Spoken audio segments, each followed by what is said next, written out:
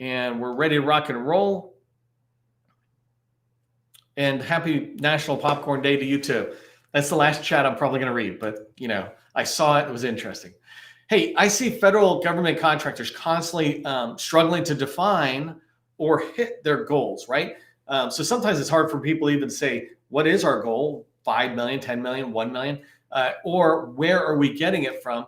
Or when they define it, sometimes I hear them struggling to reach that, right? Even though they're pretty good at saying, hey, we want $5 million year after year, maybe they're defining a goal, but not hitting it. And I would submit that if you're not hitting your revenue goals, your number goals, one reason could be that you're not walking the right path. You might be walking path number 3 when path number 1 is the right path for you. And so I'm going to talk about the 3 paths to making money in the federal government, in the federal market today, and in this training. And there are only 3 paths. And I don't care if you're in the manufacturing product side, the construction side, or the services side, professional services side, where I play most at, right? There's only 3 ways to make money. You can subcontract under a small business prime contractor. You can prime contract directly with an agency, or you can subcontract under a large prime contractor. And you'll see why I separate out the small and the large subcontracting. They truly, really are 2 different things. And but today I want to talk to you about how you can look at those and how you can begin to plan success in there. If you don't know who I am, my name is Neil McDonnell. I'm the president of the GovCon Chamber of Commerce, and I'm excited that you're here for my federal sales training, where we provide tips for success in the federal market. I spent 20 years as an IT professional in an IT services small business company in the federal market. And since 2018, I've been teaching people like you that government contracting is not a secret. It's just a process. When you follow the process A to Z, you're going to achieve predictable, repeatable results. And that's what I want for you. That's why I provide this training. Do me a favor, before we get too much farther into this, let buyers, let me, let others in the community know who you are. Put your company name, if you haven't done so already, into the chat with 2 or 3 words that describe your core competency. I want to make sure people can easily remember who you are. So make those words just these easy buzzwords. And I'm going to look to see, like, here's one that I'm looking at, Mark, is training analysis and training needs, right? So training, I'm seeing that. I'm going to start having that in my head with Mark, right? And that's the type of thing I want to see when I look for those 2 or 3 words. Also, one last thing, if you're in this community, make sure you're engaging with others in the community. Almost everybody in this community is open to connections, right? I would like to say everybody is. If you are, you should be. But everybody in this community is open to connections. So engage with people where it makes sense. Don't just sell, right? Learn. Have a conversation, build a relationship. Take advantage of the fact that we're providing you this networking opportunity every single day. If you're in Facebook or YouTube, I encourage you to come into LinkedIn and connect with me. Definitely watch wherever you want, but in LinkedIn, you can actually start having dialogue with others in the community, with me, et cetera. So I'd like to encourage you to come in. The last thing is, if you feel comfortable doing this, put your website into the chat. Let people know how they can learn more about your company by visiting your website. So if you got a website, throw it into the chat, and hopefully more people will visit you. All right, let's get rock and rolling on the 3 different paths to federal revenue success, right? And the first one we're going to talk about is small business subcontracting. Hopefully, if you've been to my training before, you've heard this before. If you haven't, I talk about there's 3 paths to making revenue in the federal market. And it's important to understand these, right? And so small business subcontracting, your company under a small business, is the first way. And I have some bullets here I just want to talk about, help you think about this. But both, if you're a large company or small, if you're new to government contracting, if you've been around, it's still the same thing. You want to have a plan for making money out of each of these 3 paths. So the small business path, it's great. My favorite reason is because most small businesses are willing to talk to other smalls as you're getting started. So if you're newer to the game, go knock on the door of small businesses. Try to build a relationship with some of these people and get in, right? When we get people into our workshop, we're always driving them towards subcontracting with smalls. If they're bigger, we take them down the other paths as well. But if you're newer, your first $3 million in federal contracting dollars should be through a small business subcontracting. It should not be through federal agency prime contracting, and it should not be through large business subcontracting. It could be, right? It should not be. I believe you should really be in the your first 3 years, or your first 3 million in subcontracting should be under a small business, so you can learn the ropes. You can get a facility clearance. You can understand how to bill out. You can get mentored by somebody who's been there before you. There's many years ahead of you to make lots of money as a prime or working with larges. For now, start with the small business subcontracting. That's the path to go if you're just getting started. And I don't mean first $100,000, your first $3 million. I'm serious about that. Give yourself time to get very good at government contracting before you start going forward. Just as a quick sidebar, right? If you ever consider 8A, don't ever get your 8A until you got $3 million at least subcontracting with a small, in a particular agency of choice, and you've learned the contracting officers' names. Then get your 8A, because it's only a 9-year window. You don't want to use any of that time learning how to sell or learning how to deliver to the federal government or learning how to get a clearance, right? You want all those in place and then get your 8A. That was a little sidebar. So think about why teaming with a small business, subcontracting under a small business, is really valuable to you if you're a small or large, right? One is you can get access to their set-asides. And so in the federal market, basically opportunities come out and they're set aside full and open, total small, or one of the 4 small business programs: woman-owned, service disabled, veteran-owned, HUB-zone, and 8A. So one of those 6 is where the set-aside is. If you subcontract with small businesses, you get access to those set-asides. So for a small business that's a veteran-owned, if you team up with a woman-owned business, you get access to those women-owned set-aside contracts by subcontracting under a small business. If you're a large, same thing applies to you, right? You get access to that. One of my favorite, and I feel like this is a kind of a little known path for people to follow, but you get access to the HUB-zone price preference.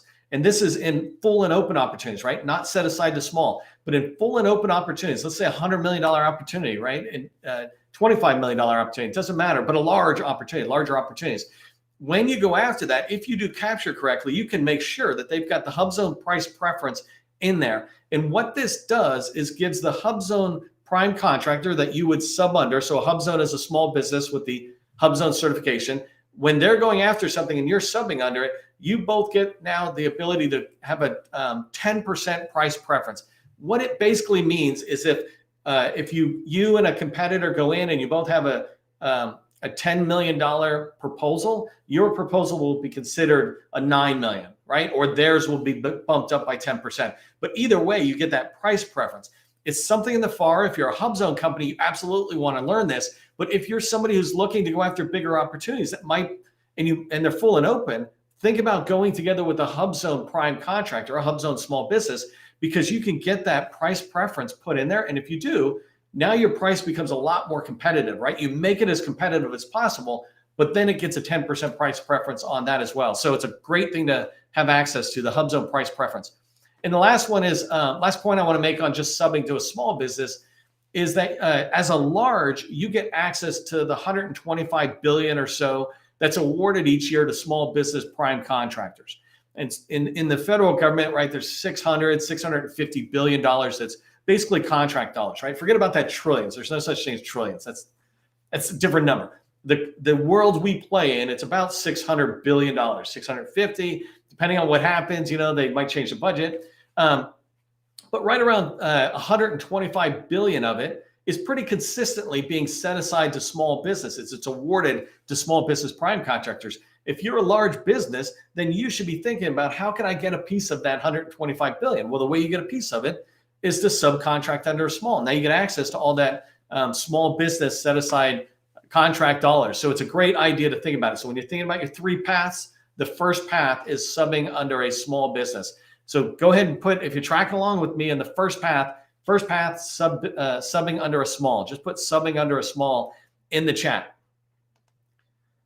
Okay, so the second path on the 3 paths to federal revenue is to prime contract with an agency. So you already heard me say, if you're new to the game, subcontract under a small for the first 3 million and try to keep it as much as you can to the same agency or at least the same department. For example, try to keep it all within DHS. That way, when you start to go priming and you want to start priming, you've got agency knowledge, which I'll talk more about in a second. But so the second path is prime contracting directly with an agency. First bullet I want to point out is that agencies are always looking to work with new procurement ready small businesses, right? And so when I talk about are you ready, I mean that you have subcontract with small businesses or largest, but you subcontracted in their agency is an even bigger plus, right? It makes you ready. But if you've done work within the federal agency, then you've got experience. And so that's one thing they're okay with saying you're ready, well, procurement ready. The second thing is you have 3 past performances, not one, not 2, but 3 past performances. These can be subcontracting past performances. It's totally okay if you come in and say, hey, I don't have a prime past performance, I have this. If you're going after an opportunity that requires you have prime past performances, then probably you're going after an opportunity that's too big for you right now. There's a lot of opportunities where they just want to know you have experience and they'll count your subcontracting.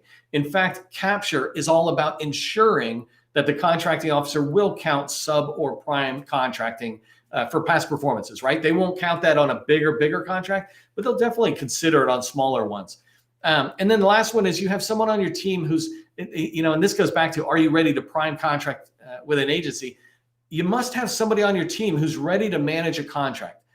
And this might seem like such a simple statement, right? But subcontracting under a small or large is not the same as prime contracting. Prime contracting, you've got all this administrative activity that your prime and previously has been taking care of for you. All you've been doing is having people work on the contract and submitting an invoice. Now you got a lot more reporting activity that goes on, a lot more administration. It's not like you can't do it. All I'm saying is you need to make sure you have somebody who's going to be dedicated to making sure you manage the contract, because one of the biggest things in sales is making sure you keep your current customers happy. It's not enough to land a customer, but you want to keep them happy, not just so you can keep them the next year and the next year, but so they're not bad mouthing you to somebody else saying, yeah, I took a chance and it didn't work out. And so have somebody on your team who's going to take that responsibility. It could be you, or it's time to hire somebody, right? So these are just 3 tips that I gave you about, are you ready to prime? It's not necessarily the inclusive list, the all-inclusive list of are you procurement ready? But basically, if you've been subcontracting for $3 million in a small business world and now you're trying to prime, you're probably procurement ready. The couple other things I just want to point out as it relates to prime contracting with an agency as a path to federal revenue is that when you start going in there, you can get access as a small business. You can get access to contracts that are under $250K. They call them simplified acquisition. And basically, it just means if it's under $250K, they try to keep the paperwork to a minimum, not guaranteed, but that's kind of the whole idea. But everything under 250 is automatically set aside to small businesses. And so you want to get in while you're subcontracting with small businesses, right? You want to get into the agency and start developing some relationships and understand how can you find out about these opportunities. It's one thing to see them in tools. It's another to see them or talk to a contracting officer or somebody in the know, small business specialist, who can guide you toward those opportunities, whether it's on a forecast or some other tool. But most likely, you want to find somebody you're talking to. That's business development, right? Business development is all about identifying opportunities. But when you go to an agency to prime, you've got access to that simplified acquisition, which is awesome. And then the last thing about prime contracting, and I think this should be kind of a given, but I'll just mention it, is that as you start prime contracting, the great thing about it is you can slowly but steadily keep getting larger and larger contracts. So you can get a couple $250,000 contracts, which enables them to trust you for a $500,000 or $1 million contract a year. And then you're moving up to like $2 to $5 million contract. And you can just keep progressively going up as you build your past performances. I have 3 past performances under $1 million. I have 3 past performances 1 to 5 million. I have 3 past performances that are 10 million.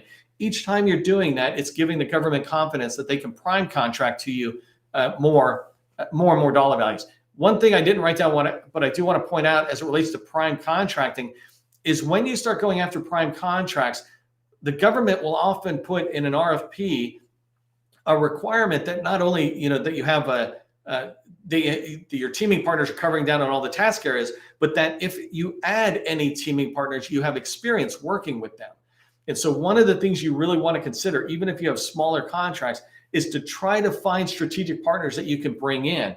Larger small businesses are a great example. A company doing 10 to 40 million, still in the small range, working with them and having them sub under you and or you subbing under them is really important to think about as you're prime contracting, because as your contracts get bigger and bigger, they want to know you have a working relationship already established. This is especially important when you're going after 50 million plus contracts. Okay, so that's the second path of the three paths. And let me just move on to the third path. So the first path is subcontracting under smalls. The second path is prime contracting with agencies. And this third path is subcontracting under large prime contractors, right? And so I always put this at the end because they're the most risk averse and they're the hardest to get into, right? I'm not counting those of you who worked at Booz Allen and then went back to Booz Allen or something. For the average business, 99% of us, getting to a large is the hardest thing to do. It's much harder than going to an agency and priming because an agency has all sorts of contracts that are set aside for smalls. It's different with a large, right? They can be a lot more selective than they are. So my first thing is that they are very much demanding when they get started, and they have a right to be, right? They have to protect their reputation. Their job is to serve their customer, right? When they're getting a contract with the Army, their job is to help the Army with their mission. And so if you're coming in, they need to know that you're going to add value in helping them serve the Army, not add risk and sometimes have them have to rework behind you. There's all sorts of horror stories that large businesses tell. And there's many stories I get that we small businesses can tell. I get it. But also listen to the largest on why they have concerns. And when you listen to it, you won't be one of their horror stories. You'll be one of their heroes, right? We have a customer in our workshop right now who just got actually a Bain Group, right? They're a customer of ours and they're in our workshop, but they just got an award from a company called Burns and McDonnell. But they just got subcontractor of the year, or supplier of the year, working for this multi-billion-dollar company. This company, Bain Group, is adding value to Burns and McDonnell, right? They posted it on LinkedIn. So go check out Hunter. She's in our group. I don't know if she's here today, but they posted on LinkedIn about it. And it's really exciting. Well, that's what you want to be, is a company like Bain Group that is adding value to their customers like Northrop Grumman and Burns and McDonnell. But these large primes are more demanding because they have to be. They have a lot to protect, not just the customer, the integrity of the customer work, but also the billions of dollars that they have. They can't have anything happen by a subcontractor that's going to, ruin their chances for future activity. So when I say they're demanding, and I've done a whole other training on it, but certain things, they want to know you're financially stable. They want to know that you have access to financial vehicles that enable you to cover down on all your employee expenses if payment is delayed from the government, right? They don't want you to get into a situation where you can't pay your employees leave the Army contract that you're subcontracting on, things like that, right? So there's this activity that's in there. They also want to know that you're going to contribute to the work as they go forward. They've run into situations where they'll bring a small onto their team and the small will say, hey, we'll cover down on 10% of the people who are going to work on this contract. And then they're not able to staff up the contract. But the government doesn't care about the small. The government cares about the large prime contractor saying, how come you're not staffing up this position? We have a need here. And you said you were going to fill it if we give you the contract. We gave you the contract, you're not filling it. And the large looks over to you, but they can't look to the government and say, well, it's that small business. They're not doing it. They have to take responsibility.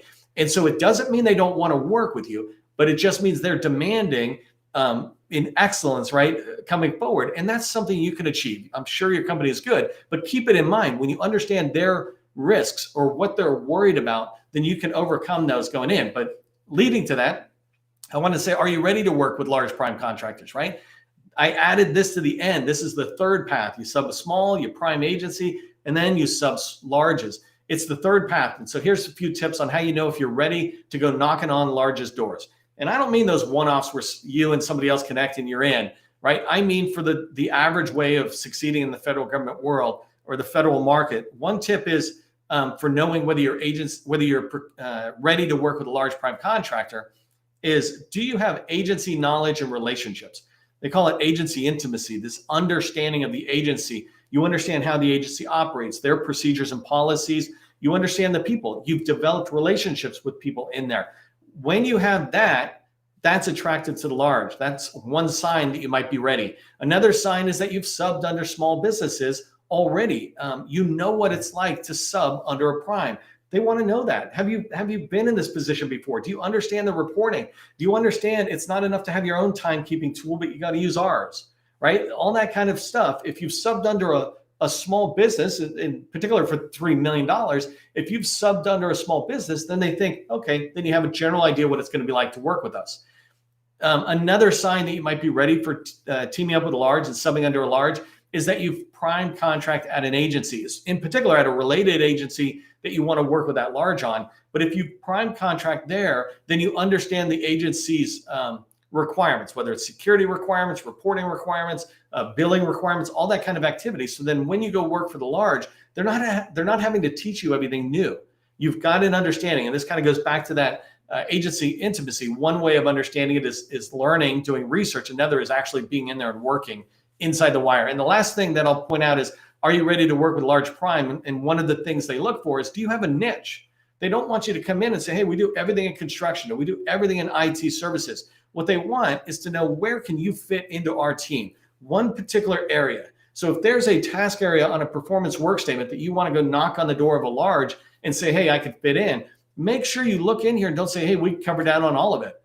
Look at one particular task area, maybe even if it's a big enough contract, one particular part of a task area, and say, we can knock that out of the park for you. We can knock it out of the park for you during proposal writing, and we can knock it out during delivery.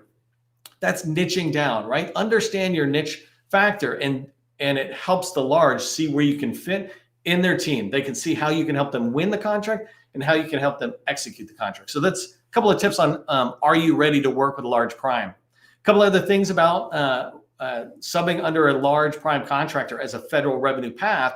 One of the great things about larges is that they basically have a requirement that 30% of their revenue goes to smalls, their federal revenue. So if they win $1 billion, or let's use $100 million contract because it's easier math, but if they win a $100 million contract, generally about 30% has to be subcontracted out to smalls. And the agencies are getting better and better at holding these people accountable. Well, that's $30 million. And these companies are winning billions every year. And so there's a lot of room there. If you can be a vendor like Bain Group to Burns McDonnell, they already like you. They just gave you an award for being a great vendor. If you can be that, then you can capitalize on that trust by going to different parts of that large prime contractor. So there's a lot of room for growth in there with that 30%. The other thing is, I talked about 125 billion roughly goes to smalls.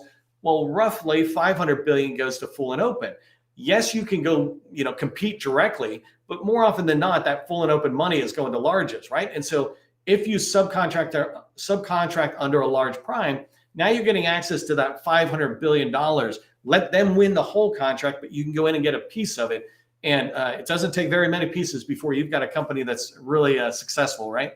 And the last thing I want to just mention as it relates to larges, and I alluded to this already, but once you're in, the sky's the limit. You have this long-term relationship where you can keep developing. We have a customer in our workshop where they're doing a lot of work with one of the large primes, right? And this one I'm just holding back on the name, but it's still one of the top 5 largest primes. But they're doing it with them in the IC community. And now we have just helped them set up meetings with the same company, but with people on the civilian and DoD side. And so they're able to capitalize on 5 years of really good relationship and working together as a sub and coming over here. And this is what I mean by the sky's the limit. Now they can come over here with a proven reputation inside that large prime and just continue to grow. They don't have to go back to ground zero. This is organic sales, right? Organic growth by going from one happy part of a customer to another part of the same customer. So that's my thoughts there on large prime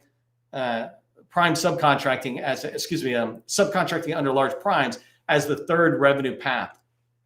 So just a recap, we talked about the 3 paths of the federal revenue success here, right? Subcontract under a small business, prime contract directly with an agency, and subcontract under a large business. And one of the tips I want to give you, as you move forward going, what can I do with this training I just learned? I want you to determine what your revenue goal is for each of these 3 paths. If you're just getting started, priming and larges is 0, right? But if you're a large company, you should look at each one of these and say, what am I doing? If you're a company doing 5 or 10 million, you're ready to have a number for each one of these. And so if you have a 2023 goal, what is your revenue goal, right, for 2023? If you've got a 2023 revenue goal, it should be broken up by these 3 paths. You should be aiming to make money on all 3 paths. That's diversification, right? And so that's my tip for you, is just determine what your revenue goal is for each one of these paths. Don't let it happen to you. Make it happen. Hey, if you found value in the training, do me a favor, throw thanks into the chat. We always appreciate that. And remember, government contracting, it is not a secret. It's just a process. I'll see you at the next training.